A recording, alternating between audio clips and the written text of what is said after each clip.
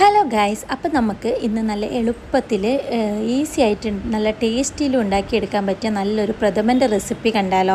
അപ്പം കുക്കറിൽ തന്നെ നമുക്ക് അടിപൊളിയായിട്ട് ഉണ്ടാക്കിയെടുക്കാം കേട്ടോ. ഇവിടെ ഏട്ടനും നിരഞ്ജനൊക്കെ ഭയങ്കര ഇഷ്ടമായതുകൊണ്ട് ഞാൻ ഇടയ്ക്കിടയ്ക്ക് ഉണ്ടാക്കാറുണ്ട്. അപ്പം അതിനായിട്ട് നമ്മൾ ഒരു പാനിലേക്ക് കുറച്ച് നെയ്യ് ഒഴിച്ചിട്ട് ഒന്ന് ചൂടായി വരുമ്പം ഒരു 250 ഗ്രാം, അതായത് ഒരു 250 ml ഒരു കപ്പിൽ നിറയെ പരിപ്പ് ഒന്ന് ജസ്റ്റ് ഒന്ന് വറുത്തെടുക്കുന്നുണ്ട്.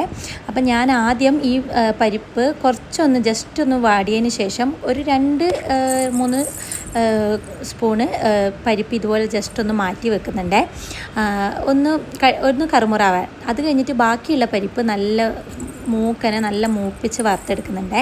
അതിന് ശേഷം നമുക്ക് ഒരു 500 ഗ്രാം വെല്ലം കേട്ടോ വേണ്ടത്. ഞാനാണെങ്കിൽ ഇവിടെ ജാഗരി പൗഡറാണ് എടുക്കുന്നത്.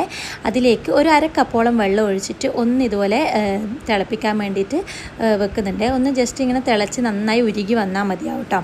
അത് കഴിഞ്ഞിട്ട് നമ്മൾ വറുത്ത് വെച്ചിരിക്കുന്ന ആ പരിപ്പില്ലേ, ആ പരിപ്പ് രണ്ടും ആദ്യം നന്നായി മൂക്കനെ വറുത്തതും പിന്നെ നമ്മൾ ജസ്റ്റ് ഒന്ന് വറുത്തിട്ട് മാറ്റി വെച്ചില്ലേ, അത് രണ്ടും കൂടെ കുക്കറിലിട്ടിട്ട് നമ്മൾ 1 കപ്പ് പരിപ്പ് എടുത്തില്ലേ, ആ കപ്പിൽ തന്നെ 3 കപ്പ് വെള്ളം ഒഴിക്കണേ.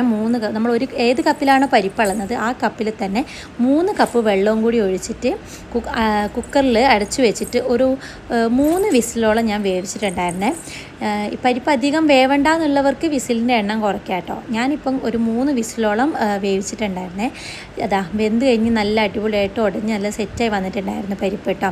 ഇനി ഇതിലേക്ക് നമ്മൾ നേരത്തെ ഒരുക്കി വെച്ചിരിക്കുന്ന ശർക്കര, ആ ഒരു വെള്ളത്തിൻ്റെ ശർക്കര പാനി നന്നായിട്ട് അരിപ്പയിൽ വെച്ച് അരിച്ചിട്ട് ഇതിലേക്ക് ഒഴിച്ചു കൊടുക്കുന്നുണ്ട്.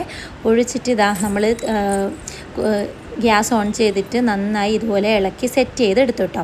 അതിന് ശേഷം നമ്മൾ തേങ്ങയുടെ 2ാം പാലില്ലേ, 2ാം പാൽ ഇതുപോലെ ഒഴിച്ചിട്ട് ഒന്ന് ഇതുപോലെ നന്നായി ഇളക്കി സെറ്റായി വരുന്ന സമയം കൊണ്ട് നമുക്ക് തേങ്ങേൻ്റെ 1ാം പാൽ ഒഴിച്ചു കൊടുക്കാം കേട്ടോ. നല്ല കുറുകിയ 1ാം പാലാണ്. അതായത് തേങ്ങയിലേക്ക് വെറും 2 സ്പൂണ് വെള്ളം മാത്രം ഒഴിച്ച് കലക്കിയെടുത്ത നല്ല കുറുകിയ 1ാം പാലും കൂടി ഒഴിച്ചിട്ട് നന്നായി ഇളക്കി കുറുക്കി സെറ്റാക്കി എടുത്താൽ മതി കേട്ടോ.